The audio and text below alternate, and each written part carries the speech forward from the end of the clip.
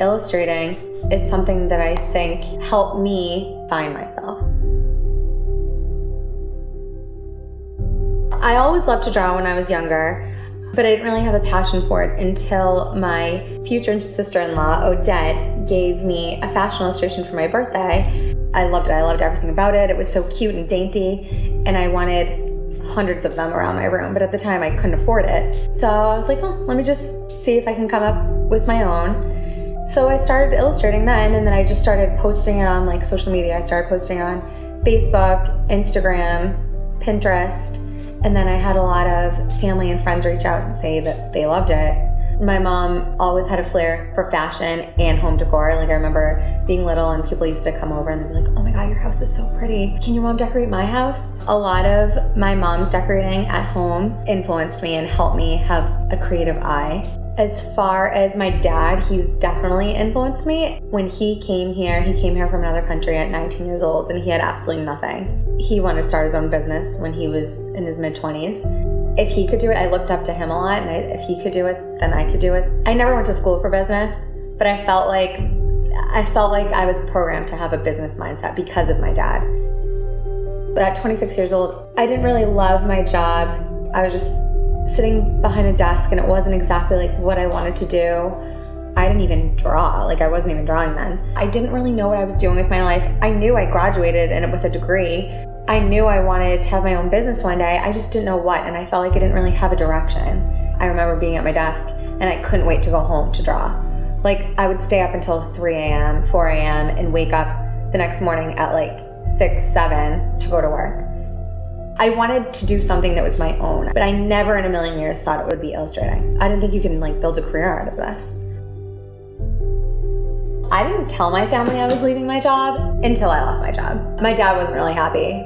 He was furious. He was like, you're leaving your job to color.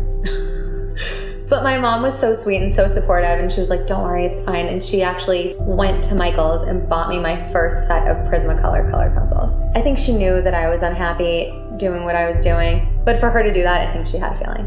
She had a mother's instinct. Everyone asked me how I got the name Melsy, and my mom called me Melsy when I was little, and then the name kind of just stuck with her. I never thought I was going to sell anything on Etsy. I mean, months were going by. I was like, all right, well, there's spider webs now up on my website. Oh my God, I remember I was upstairs. I was in my room, maybe like 7, 8 at night, and I got so excited. On Etsy, there's like a little noise that says cha-ching when you make your first sale, and I didn't know what that was on my phone because my phone never made that noise before. So I was like, oh my God, Mom, I just got a sale. So I created a girl with like a little tutu and gifts. But I was so happy, and I think I told her that she was my first sale. She'll always stick out in my mind. The thing that makes me so excited is when people are like, oh my God, that looks like me and my friend. That looks like me and my mom. That's me. That was my whole point of this whole business, was to relate to young girls that are looking up to my artwork. There's so many ads out there now that look perfect all the time. And some of my artwork's not perfect. The winter of 2014, I went to New York with my mom, and we like pretty much stumbled upon Bryant Park, and I was like, oh my God, my eyes lit up. I was like, this would be so cool, like if I could be here. So I went into a booth and I asked the woman in there, I was like, hey, like how did you get in here? But she gave me the name of the company to contact. So I applied. And then in the summer, I got a call back for an interview, and they were like, oh, we love your product, we love your stuff. Can you come to New York? And I was like, yeah, sure. So I only had 2 months to like come up with the finances, to come up with my product, everything. So I ended up going to a bank, and I got denied 3 times. So I ended up dipping into my 401k. I didn't dip into it. I used the entire 401k.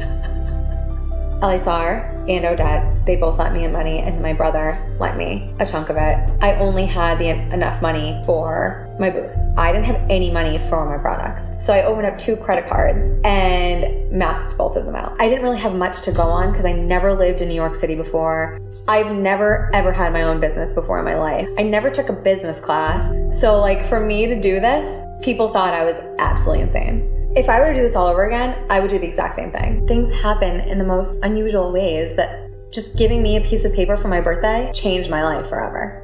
Just don't settle for anything. You don't ever want to live your life thinking, what if? Like, what if I did this? Never doubt yourself and always trust your gut.